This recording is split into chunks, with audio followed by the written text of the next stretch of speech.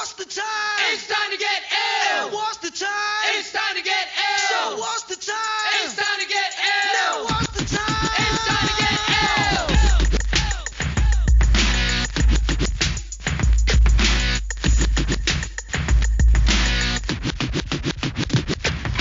Hello, everybody, and welcome to the Illiteracy Podcast. I'm your host, Tim Benson, a senior policy analyst at the Heartland Institute.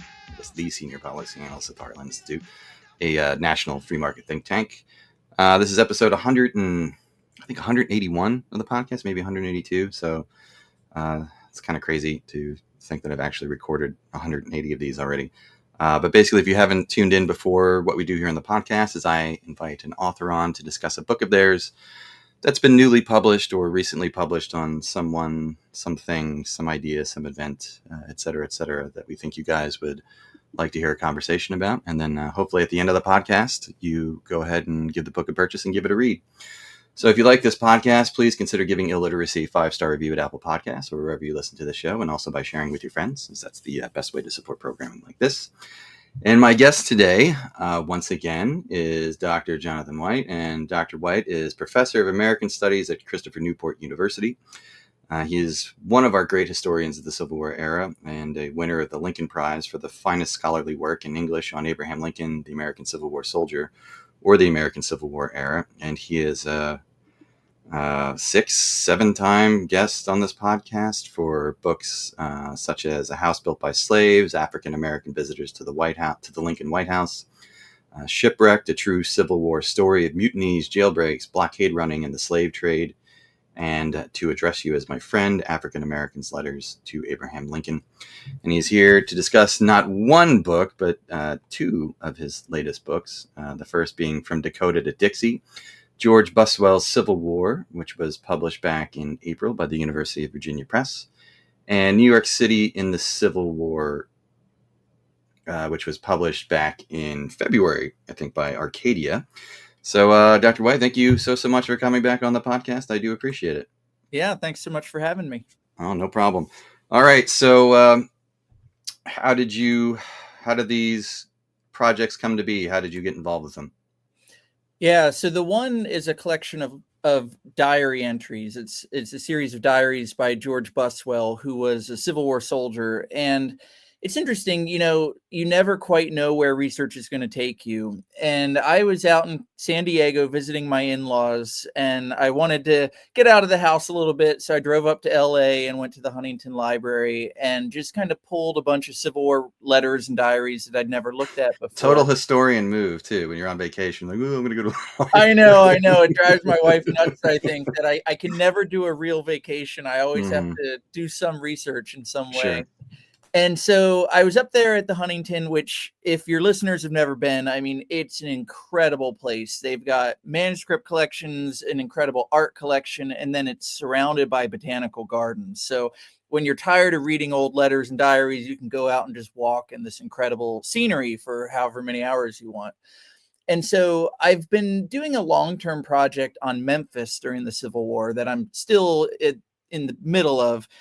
But I wanted to look at letters and diaries at the Huntington related to Memphis. And so I went through their catalog. I found everything they had. And one of them was these diaries of this guy, George W. Buswell. Now, I'd never heard of Buswell before because he was just kind of an unknown common soldier during the war. But I started to read them to see what was in there. And I found that he had been present for one of the most important executions in American history, which was the execution of 38 Dakota warriors on the day after Christmas in 1862.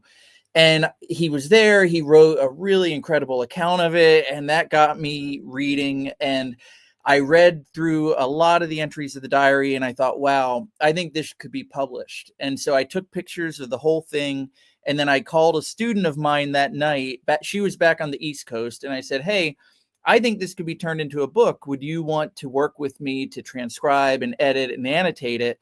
And she thought it over and talked it over with her parents and decided to do it. So we spent the next 4 years typing this out and making sure it was all right and figuring out who the people he were. And now we got a book out of it. That's great. And what about the New York book? Yeah, so the New York book is from the Images of America series, and it's one of these, beautifully illustrated. It has, I think, about 250 photographs of New York City during the Civil War, or the people who lived in New York during the war. And I've always loved photography, ever since I was a Mhm. kid, seeing Ken Burns's The Civil War, which came out in 1990, and seeing the way that Burns could use photographs in conjunction with the words of the people of that era to sort of bring that world to life has made Mhm. me love photography. And New York City was the most important city in the country at that point. It was a commercial center, it was a financial center, it was a center of politics and culture and high society. And yet there was no photographic history of New York City during the war. So I have a friend named Timothy Orr who teaches just down the road from me at Old Dominion University, and he's a military historian. And so I got together with him and I told him I have this idea to make a photographic history of New York during the war. And I said, do you want to do the military chapters and I'll do the political and social chapters? And so we kind of divvied up the book and we're able to put together what I think is a pretty exciting collection, because when you look at the pictures and then you read the captions and you see, the stories behind the photographs, it brings the city to life in a way that I think doesn't always happen when you just read a book. We Right. even Yeah. have things like pictures of construction, street, construction, Yeah. because that was a real thing, just as it is now. And it gives a sense of what it would have been like to live there at that And time. for New Yorkers, I mean, you can, like I said, if you're looking, you can look at different streets and avenues and, see how much the city has changed in 100 and, what is it now, 60 years. That's right. Yeah. And we tried to give a sense as best we could, if you knew exactly where the photograph was taken, where, what the block was, so that if Mhm. someone has the book, they could see it. And some of the buildings are still there. The Cooper Union, where Sure. Yeah. Lincoln gave a very famous speech in 1860, still there. You can see what it looked like. It was just in the news last year, I think, whatever, when those Jewish kids had to hide in the Oh, that's right. library. I forgot about that. Yeah. Yeah. No, it's cool. The Images of America, I would think most people would be familiar with that series, or at least if you've seen the cover of one of Mhm. them, you know what they look like. And the neat thing about it, especially talking about vacations and doing, history stuff. If you go to any local bookstore, I mean, not even just like a Barnes and Noble, but anything like that, you can usually find, you know, quite a few of those Images of America series on that specific place, because there's tons and tons of entries in that series. So it's pretty cool that you got yourself one. So Yeah, I was in a pharmacy yesterday and they had, I think, 10 books about Hampton Mhm. Roads from that series that Yeah. they sell. And that's my hope, is that, New York City has 9 million residents and however many people millions visit every year. My hope is Mhm. that there will be some Civil War Some enthusiasts of them, yeah. pick it up in local bookshops. There you go. All right, yeah. So the other cool thing about those two books is you got forward out of Gary Gallagher for the Buswell book, and you got one from another guest in this podcast, Harold Holzer, for the New York one. So that was pretty cool. Yeah, I've known Gary for 28 years, maybe. I think I first met him in 1997. I was a freshman at Penn State, and I started as a business major because I wanted to make a lot of money, and I still would like to make a lot of money. I just haven't followed that career path. But I went to he was at Penn State at the time. It was his last year as a professor there, and I went to his office and introduced myself, and I had read his book, The Confederate War, and said, I want to become a historian. And he said something like, let me give you some advice, get a real job and do history on the weekends. Run far, far away. Yeah. Yeah. And I mean, the truth be told, he gave very good advice, because it's really hard to get a job in academia as a historian. But I reconnected with him around 2012 after I got my job at Christopher Newport, and I invited him to come speak here. And in my invitation, I reminded him of this moment where I'd met him so many years before. I said, I hope you'll forgive me for not taking your very good advice. And we've had a good laugh about it. And then Harold and I work together with the Lincoln Forum, putting on a conference every year in Gettysburg. So we work a lot together. Yeah. My apologies. The recycle guys are here, so it might be a little background noise. Yeah. So George Buswell. Let's who is I guess who is George Buswell and what makes his diary so distinctive? It's not one, if you're a reader, it's not like a Joseph Plum Martin or Mhm. a in the Revolutionary War, or like an Elijah Hunt Rhodes or Sam Watkins, which people know from the Ken Burns film, Right. that were, guys who were basically at like every important event, at the Right. war. So, but Buswell's diary, as you said, he, really shed some light on some lesser known theaters of the war and the Indian campaigns during that time. Yeah, so he was born in Massachusetts and grew up there, but his family was part of this massive migration out west that took place in the 1850s. So in the 1850s, the Dakota Indians in Minnesota signed several treaties that gave up a lot of their land and really hemmed them in on a couple of reservations near the Minnesota River.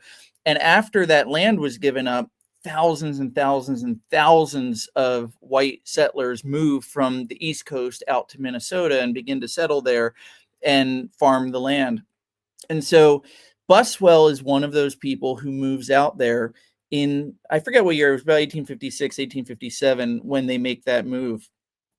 And he, is working as a carpenter, and the Civil War begins. And it's actually in August of 1862 that he's working as a carpenter on the county courthouse in Winona, Minnesota, when he describes in his diary where he says he slid off the roof and went to enlist.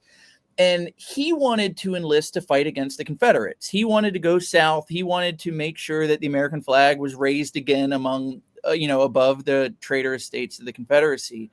But it just so happened that at that very moment that he's enlisting in the Union Army in the 7th Minnesota, war breaks out in Minnesota between these white settlers and the Dakota Indians.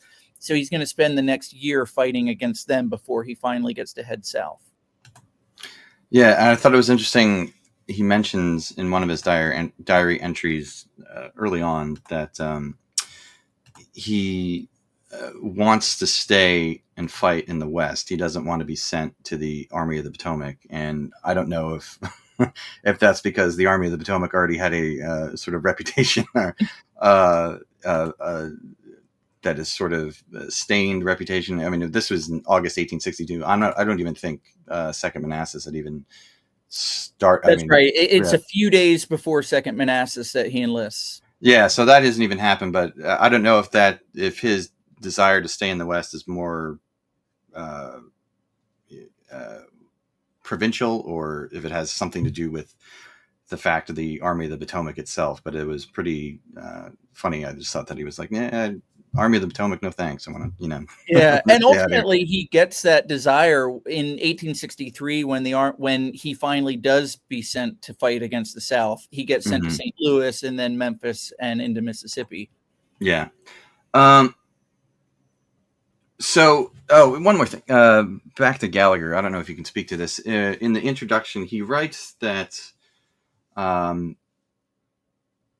Buswell is typical of most Union soldiers in two ways, and also atypical of them in two ways. Do you remember what those ways were, and could you speak a little to that? Or yeah, one of the things that historians really debate about is did Union soldiers become Republicans during the Civil War? And this is something that I've written a lot about in terms of, I did a book, 11 years ago called Emancipation, the Union Army, and the Re-election of Abraham Lincoln. It's a terrible title. Great book, though. Thank you. And in that book, I argue that most Union soldiers did not become Republicans. 78% of the soldiers who voted in 1864 voted for Lincoln. And so historians for generations said, well, clearly these guys became Republicans. They came to support emancipation. And the evidence is that almost 80% of them voted for Lincoln. And in that book, I argue that we're misreading the evidence if we think that that's the case, and that for a lot of Union soldiers, they didn't necessarily support emancipation, but they supported the Union, they supported defeating the Confederacy, and they understood that Lincoln was the best way to do that because the Democratic Party had basically come out as disloyal by 1864, calling the war effort a failure and wanting to have an armistice and to sue for peace. And so I think that's why most Union soldiers who had been pre-war Democrats ended up voting for Lincoln. Buswell is atypical in that regard. He was an antebellum Democrat. He described himself as a Douglas Democrat, which meant that he would have supported Stephen A. Douglas in 1860 had he been old enough to vote, but he was not old enough to vote in that election. But during the course of the war, he comes to have great admiration for Lincoln. In the second half of the war, he becomes an officer in a black regiment. He comes to see the horrors of slavery and to want to fight against the slave power to free the slaves. And he becomes a lifelong Republican, and he actually gets involved in Republican politics. So for the rest of his life, he winds up being a Republican. So he goes against the grain of my argument in my other book. And in that way, he was atypical. I just, the disloyalty charge against the Democrats. I mean, it's understandable, especially for a guy who's in the ranks. I mean, I can just remember, after the Iraq War in 2003. I mean, I was still in college, and I really didn't give a shit about politics in any meaningful way. But I, still paid attention and stuff. But, I could just remember when like the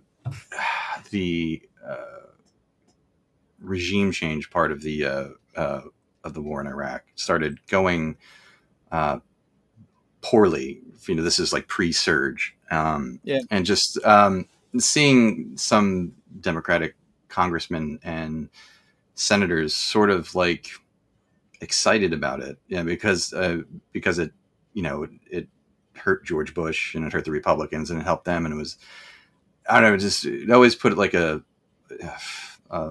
odd taste in my mouth. Like I did, it just seemed like they were sort of happy that the war was not going to plan, so that they had something to, basically tie around Bush's neck. Right. And I sort of never forgotten that. And I've never, everyone on this podcast pretty much knows my politics anyway, but that was something that's always sort of stuck with me.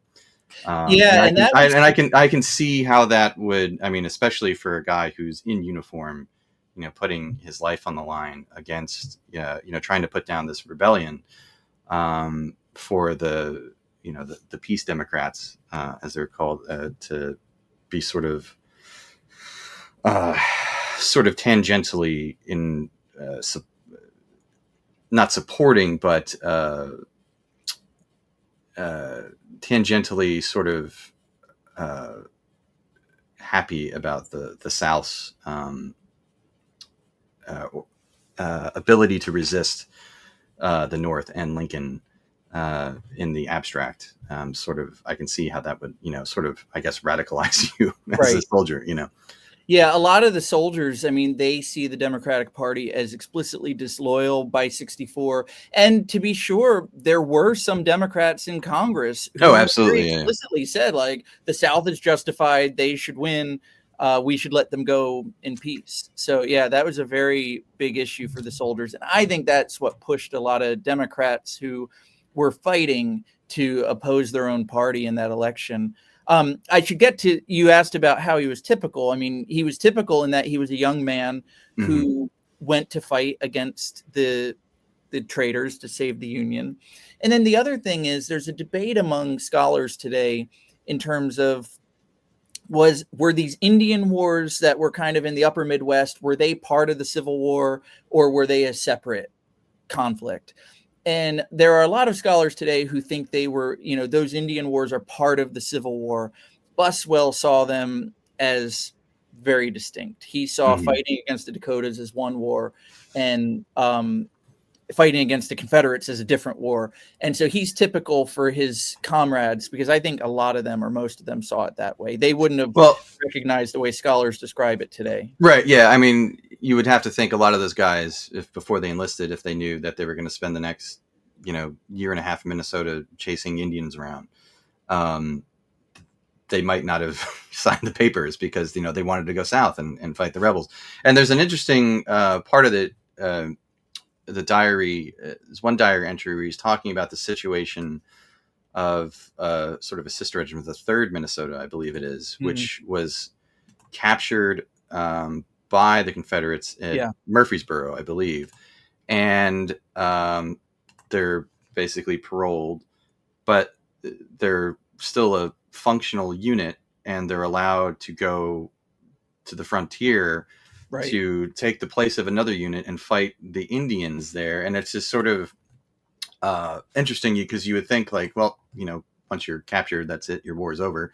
But the whole parole system is very something I think modern people sort of can't wrap their heads around it. So like it's like, wait a minute, they let you go and say you can't fight us anymore, but but on your word, and if we catch you again, we're going to kill you or execute you. I believe they're allowed to do that, but right. But it's like a whole after the war. That's how they did it, so that if they didn't want to have these large POW camps where you're having to care for thousands of people. And so, if the Union captures people from the Confederate Army, they would parole them and they go back to the South, and they're not allowed to fight again until they're officially exchanged with, the other side. And the idea was, you're on your honor to do it this way. And, so the 3rd Minnesota gets captured and then paroled. So they're not allowed to fight against the Confederates until they've been officially exchanged. But yeah, like you said, they can go back north and fight against Indians. And which just sort of seems like it defeats the whole purpose for the South, because like I said, if you let them go fight the Indians, that means that the Union Army can then just take a regiment, against the Indians off the line and send them south. So it's like you're not really getting an advantage. Well, and that system didn't last the war because it broke down. I mean, some soldiers would violate their parole and go back and fight. I mean, the Confederacy had manpower issues, so like they're going to put people back in. Yeah. And then when the Confederacy later in the war would not recognize black soldiers as legitimate prisoners, the system again broke down. And then that's when you get to these massive POW camps like Andersonville and Elmira. Mm-hmm. All right.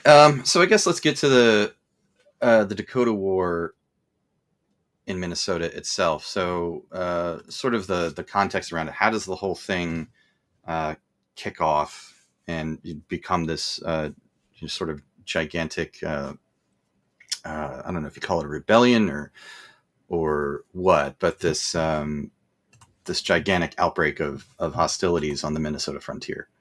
Yeah, so the U.S. government had signed these treaties in the 1850s with the Dakotas, and as part of the deal for giving up their land, the government was supposed to send annuities, gold, to Minnesota every year. And the problem that came up, there were a couple problems that came up. The one was that the Indian agents, who were federal agents working in Minnesota, were very highly corrupt. And so were the merchants and the traders, who were private businessmen out in Minnesota. And so these people would bilk the Indians out of their money. They would drive up prices. They would steal from them. And the Indians were just constantly in debt. So by the time annuities would even come in, they would already owe all the money to these Indian agents and these traders. Then the Civil War begins, and to compound the problem, Lincoln and the federal government are preoccupied with fighting the Civil War. It's not a priority to be sending gold out to Minnesota, and so the gold shipments are late. And by August of 1862, you've got starving Dakota Indians. You've got the annuities are a couple of months late, and that's just a powder keg. And so in August of 62, there are, I think, 4 Indian warriors who are going through the woods trying to find game. The game is, hunting is not going well, and they're starving. And they show up at the home of a white family in a small village called Acton, Minnesota. And one of the Indians picks up some eggs and he goes to eat them. And one of his comrades says, don't take those eggs. Those belong to a white man. And the first guy, who's very hungry, got angry and he threw the eggs to the ground. And he just said something like, you're afraid of the white man. You're afraid to even take an egg from him. And that guy then says, I'm not afraid to show you I'm not a coward. I'll go shoot him.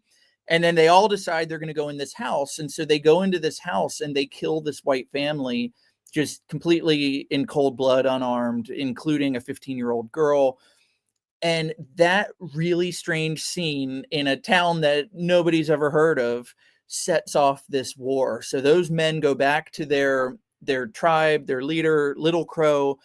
He tries to bring moderation and convince them not to go to war, but the young men are just adamant, we're going to fight. And Little Crow then reluctantly leads them. And for the next few weeks, the Native American warriors go and kill and fight against white civilians and settlers, killing and raping and pillaging many. And eventually the army then comes in and defeats them in a series of battles. But this is the moment, it's basically the same day that Buswell joins the army that this murder takes place in Acton. Right. And so he's expecting to go south, but things change very quickly. Yeah, the more pressing issues at home, right? Right. Yeah, and this conflict leads to, obviously the victory by the whites.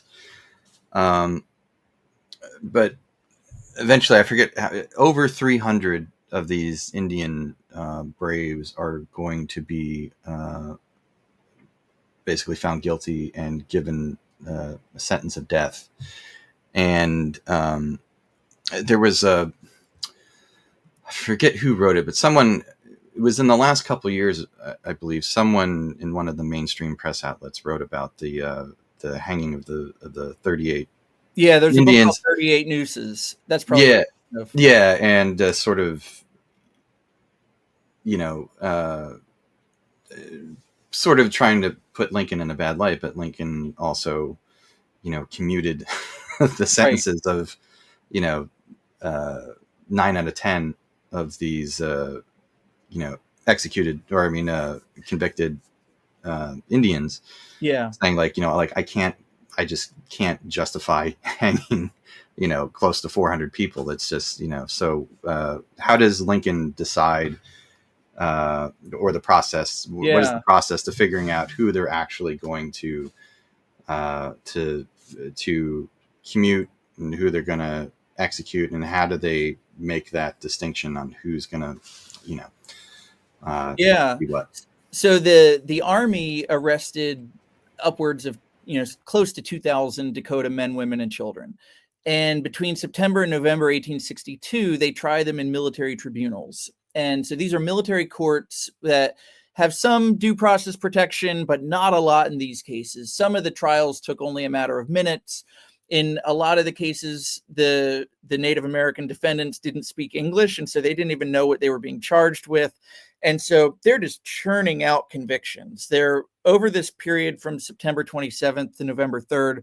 I think it's about 392 men are tried. 303 are sentenced to the gallows. Yeah. And the people in Minnesota want these executions to take place now. Like, just go out. Yeah. Tempers are hot. Oh, yeah. I mean, journalists are screaming for them to be executed. Lincoln's getting letters in the mail saying you've got to execute them. Members of Congress from Minnesota and in the Senate are giving speeches about how they have to be executed. But Lincoln deliberately slowed things down. And he sent an order to Minnesota saying, don't allow anyone to be executed until you've heard from me. He then had 3 lawyers that he trusted in Washington go through all the case files to make sure that what he wanted to know was who was picked up on the battlefield, like who was a soldier fighting against soldiers, like who was a Dakota warrior not in uniform, but like in combat, right? Versus who raped women, killed unarmed civilians, pillaged, who did what we would today call war crimes. Yeah. And so the lawyers went through the case files and they first determined 39, and then they lowered the number to 38 people who they believed had committed war crimes. And those were the only ones who Lincoln allowed to be executed. Now, this is a really controversial moment today because it's the largest execution I should say it's the largest single day execution in American history. 38 people go to the gallows in one moment. But it's also, until recently, the largest mass commutation in American history. Like, politically, it would have been really easy for Lincoln to just say, you know what, hang them all, just get this over with. I'm too busy with other things. And it's politically popular anyway. But Lincoln wouldn't do that. And in dealing with the situation, I think that Lincoln treated these warriors in the same way that he treated white soldiers who were accused of war crimes and black soldiers who were accused of war crimes. He really wanted to look at their actions and make a determination based on their actions and the law. And it's interesting, in 1864, a Republican came to Lincoln after the election and said, you know, if you had hanged them all, we would have won more votes. Like, we would have done better. Right, yeah. And Lincoln turned to him and said, I could not afford to hang men for votes. And I think that's such a powerful statement on Lincoln's part. He wasn't going to just take political expediency. Right. Yeah. And so Buswell is there. He's present for the execution. I was actually a little surprised because there's a lot in the diary leading up to the actual execution itself, but his diary entry for that day, the day after Christmas, 1862, where he's literally witnessing this execution with his own two eyes. The entry is sort of rather perfunctory. It's very short. He mentions how the Indians walked past him and they were, singing sort of their death song, and they were all very brave and met their fate like men, that sort of thing. And but that's really it. I was actually surprised that it was. I figured there was going to be a little bit more scene setting to that diary, but maybe he was busy that day or something like that. But yeah, I've thought about that, and I think there's a couple of things going on. I mean, the one is, it is one of, well, other than the battle scenes that he described, it is, I think in the original diary, it was about a page and a half. So he wrote a bit, but I also think, one of the themes in the diary is, throughout the diary, is that he really did not like seeing executions. And over the course of the war, he witnesses several executions. And this one, like you said, he does recognize the bravery of these guys. He calls them brave and fearless as the ropes are being put around their necks. But he also, I think it was hard for him to witness these sort of scenes. And I wonder if that played a role in it. There were other executions that he saw where he described, closing his eyes. The one that at the very end of the diary that he is totally fine with is when they capture a Confederate guerrilla who had killed a bunch of people. Buswell was perfectly fine with watching that one and kind of enjoying the scene. But early on, I imagine he's a carpenter. He's an ordinary guy who's just joined the army a couple months before. He has endured battle at this point, but I imagine it would have been a pretty difficult scene. But I agree with you. I do wish he had maybe given a little more in that one. No, it's just the other thing too. About this whole thing that sort of struck me as interesting. About the outbreak of this fighting in Minnesota. I think it's the excuse me, August 23rd entry that he writes about the outbreak of this, and he basically says something like he thinks that some quarrelsome and mischievous whites are probably to blame for how things got out of control, and that they somehow that they urged or excited the Indians to go on their rampage. It was interesting to think, based on the prejudices of that time period, that he thinks that this is something that the Indians would not have done on their own accord, if not for the machinations of some really, really bad white people. Yeah. And again, I think that, and in that diary, he kind of hedges a little bit. He says some rather suspect. So I don't know if he was fully acknowledging it, but he was at least recognizing that there was something to the idea that these Indian agents and these merchants were really dishonest. One of the white settlers who was killed was a merchant, and the Indian, I forget his name off the top of my head, but the Indians came to him and they we're starving. And he just said, you can eat grass. And, that was widely known that the merchants were responding to these starving people that way and not willing to give them credit, even though the gold was going to come eventually. And when the Indians killed that guy, they killed him and then they stuffed his mouth full of grass. And, white settlers then found Sure. his corpse full of grass coming out of his mouth. So it was widely known, like the mistreatment that people were receiving. And some people had sympathy for the Indians and many did not. Oh, sure. Like I said, he doesn't write much about the execution itself, but there's a later diary entry from 1863. He visits or maybe it's late 1860. No, I guess it would have to be 1863 because the execution took place so late in the year. Mm-hmm. He visits the home of the executioner, the guy who basically swung the axe that cut the rope.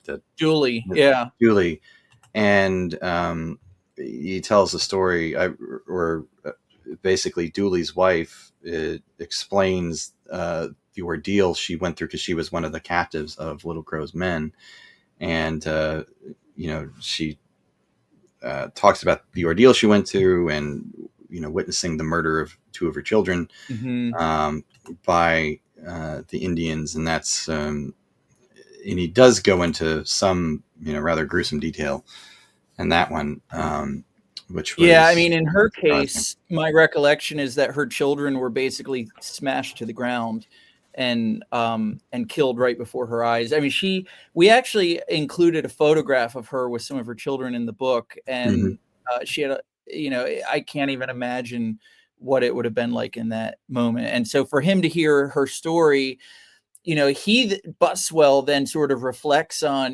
there's all these sort of philanthropic people out east who say, we feel so bad for these Indians and they don't know what they're doing to the white settlers. I mean, it's a very complicated and vicious. Yeah. The other thing I thought that was really interesting too about this is when his unit is given orders basically to move out against, to basically move out against the Indians, his unit wasn't even outfitted or equipped or armed at this point. I mean, like they're literally as like green as green can get. Like they're like the greenish shade of green in in the history of combat troops. They're barely soldiers at this point, right? And yet they're getting forced right into the action. Yeah, and it's true. I'd kind of not even thought about that for a while, but yeah, it would. You think about there's that famous line where in 1861, Lincoln is urging Winfield Scott and Irvin McDowell to move at Bull Run, and one of them says, but the troops are green, and Lincoln allegedly says, well, we're all green together. We're all green alike. Yeah, we're all green alike. In this case, the Native Americans were warriors. They were trained. They were ready to fight. And it takes a couple of weeks for the army, the Union Army and the Minnesota soldiers to really get their act together and be ready to fight back. Yeah. So, all right. Running out of time already. Let's, I guess, move ahead a little bit. So he's basically in Minnesota until October of 1863. So he's sort of getting this feeling that the war is sort of passing them by. They're stuck there on the frontier and all these things are happening. I mean, I was interested to see if he would write about, hearing about, say, Antietam or Fredericksburg or something like that, or, Stones River, one of those battles. But I don't think he ever does in the diary. The only, I know he writes about learning about the victories, Gettysburg and Vicksburg, and he learns on July 22nd, but only because he gets a letter from home. Because I was kind of interested to see, like, well, how long would it take for word to, filter out west that far from the battlefield? But and at that point, I think he's out in the Dakota Territory. I mean, he's even further west in July of 63. Mm-hmm. So he finally gets a chance to go south. The regiment is sent to St. Louis, and but he's not really doing much there. I mean, guard duty, at some stockades and prisons, and Mhm. gets to tramp around southern Illinois for a little bit, going after some copperheads Yeah. in Egypt. I don't know if they still call it Egypt, southern Illinois, but I doubt Egypt. it, but it's a good question. I don't know. Yeah, but at the time it was known as Egypt, I believe, because of the city of Cairo on Cairo, yeah. yeah, which is spelled Cairo. Right. But so he does a little bit of that, but nothing seems to be happening. So he basically decides he's going to apply for a commission with the United States Colored Infantry. So basically, be commissioned as an officer to lead a unit of black soldiers. Um, so, uh, what was the process like for him to get that commission? And obviously, um, there's his desire to really see combat and be more involved in the war. But is there any other reasons for him, throwing his lot in with the colored troops? Yeah, I think there's a couple things. One is I think he wanted career advancement. He wanted to be able to move up in the ranks. He was a private serving in the 7th Minnesota. Once Lincoln authorizes the enlistment of black soldiers, this creates an opportunity because these black regiments will only have, for the most part, white officers. And so all of a sudden you've got what Buswell calls high privates, meaning kind of like advanced people, smart, educated people. They're going to have an opportunity to be able to move into these commissioned officer roles. And so he begins studying, and he actually had a slight advantage in that when he was still with the Minnesota regiment, he shot in a shooting competition against another guy or against other guys from his regiment, and he won. And the winner of that shooting competition got a copy of Casey's Infantry Tactics, which was a manual for everything you needed to know to be a soldier. So War for dummies, basically. Basically, yeah.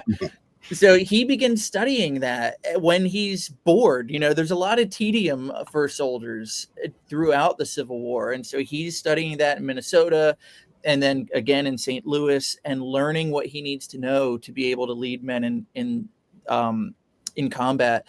And he then has to take an exam and he passes. And he got a lower rank because he was younger, but he was able to become an officer. And I think he did it for good reasons. I mean, I think he wanted to fight against slavery. I think he wanted to be able to lead black men.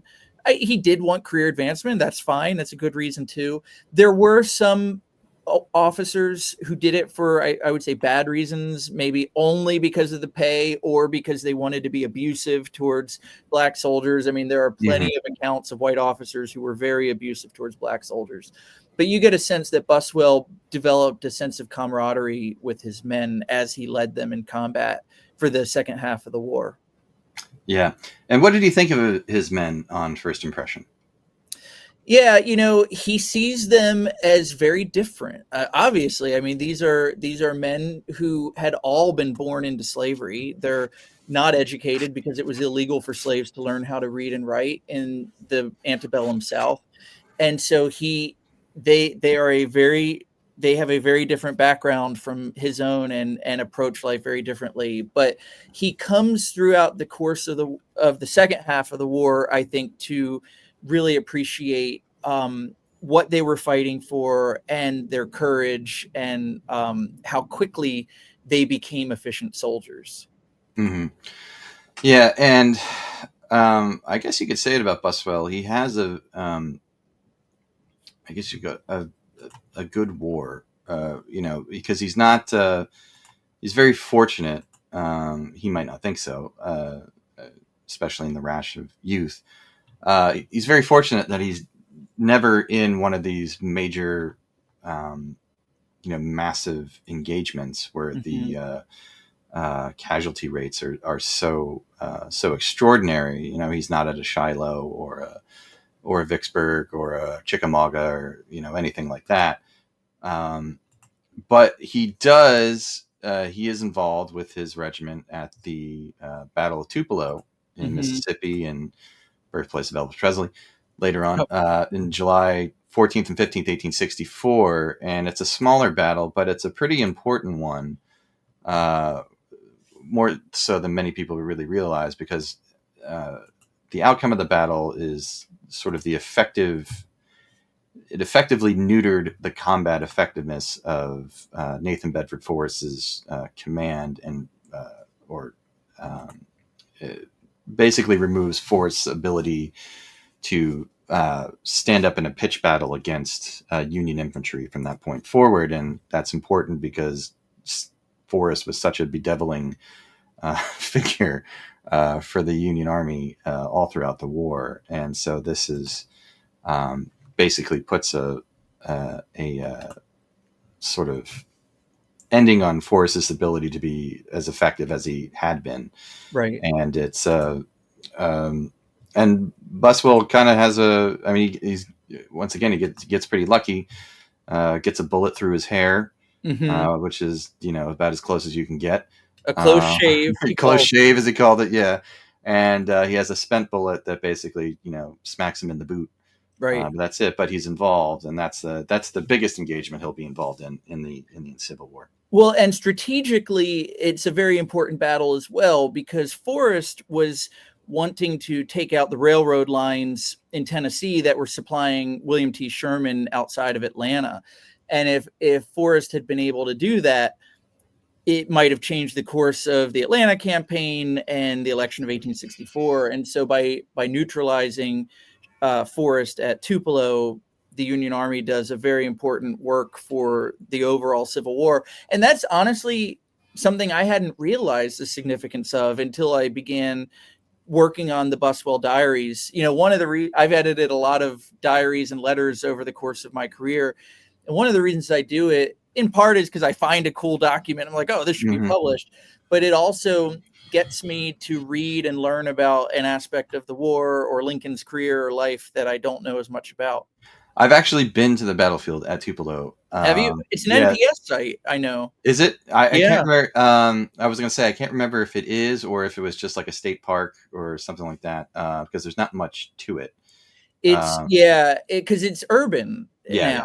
I've corresponded with some of the NPS rangers there, and I've not been to visit, but I hope to make it. I've been. This was 20 years ago, so I don't know if it's a recent addition to the NPS or not. Like, I can't remember much, but I just remember, it's, it's not like, when you go to Gettysburg or Fredericksburg or the Wilderness or something like that, or Antietam or anything like that. It's, it's just sort of rather small, but I actually have been there. So I think it's part of a larger Natchez Trace sort of NPS site that stretches a very long period, a very long geographical area. All right. Yeah. So he quits writing his diary in 1864. As he said, he gets wounded outside of Mobile in 1865.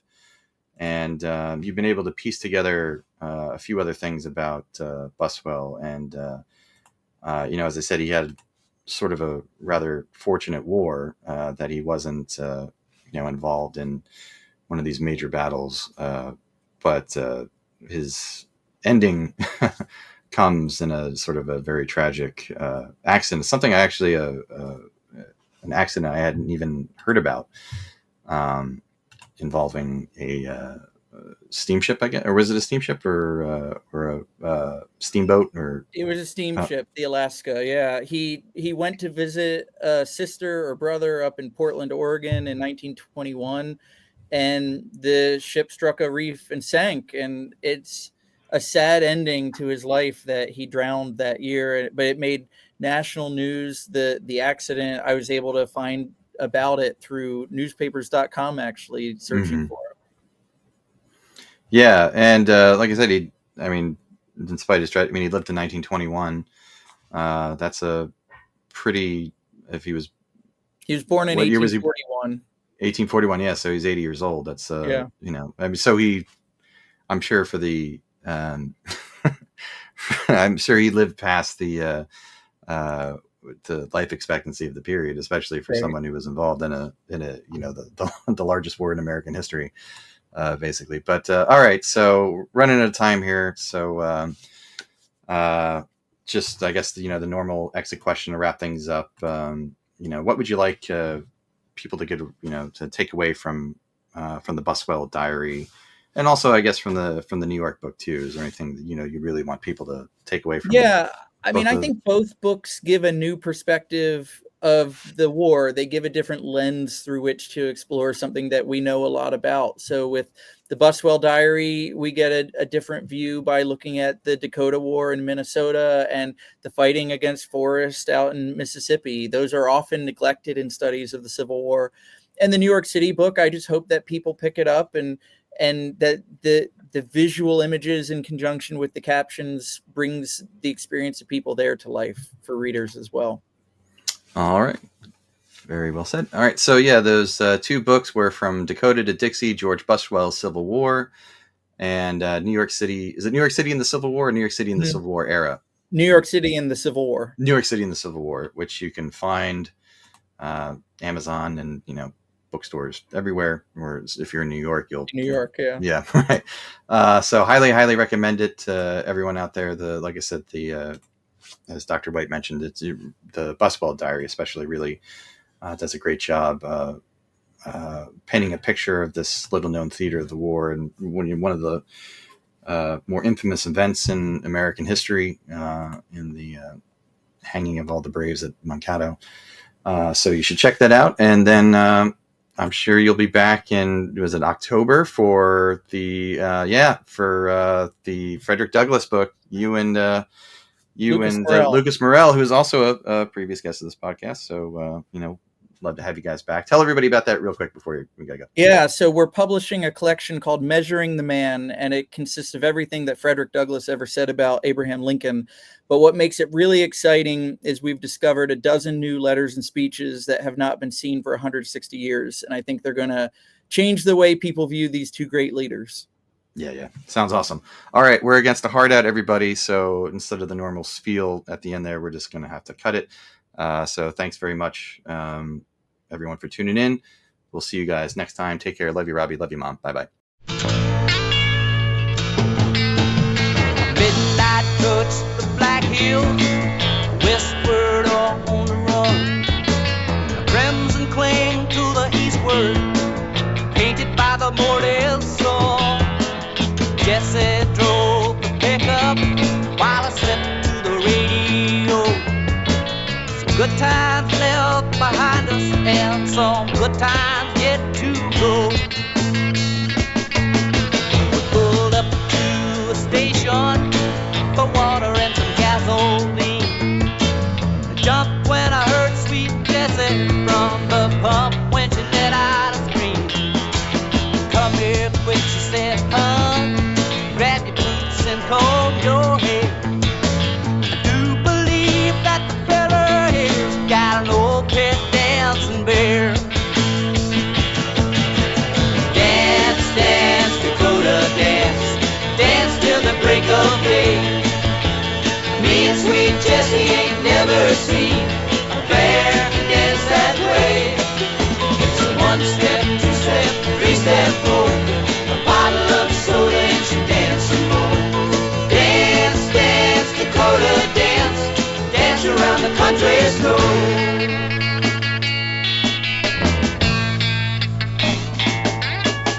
We set up camp in the pickup and we stayed about a day or two. Jessie and me and a rambling round, couldn't think of nothing better to do. Jessie played on the mouth harp, old Dakota done the book and wing. I broke all the strings on my vaunted guitar, then we began to sing. Dance, dance, Dakota, dance, dance till the break of day. Me and sweet Jessie ain't never seen a bear to dance that way. It's a 1 step, 2 step, 3 step, 4. A bottle of soda and she dancing more. Dance, dance, Dakota, dance, dance around the country store. Dance, dance, Dakota, dance, dance around the country store.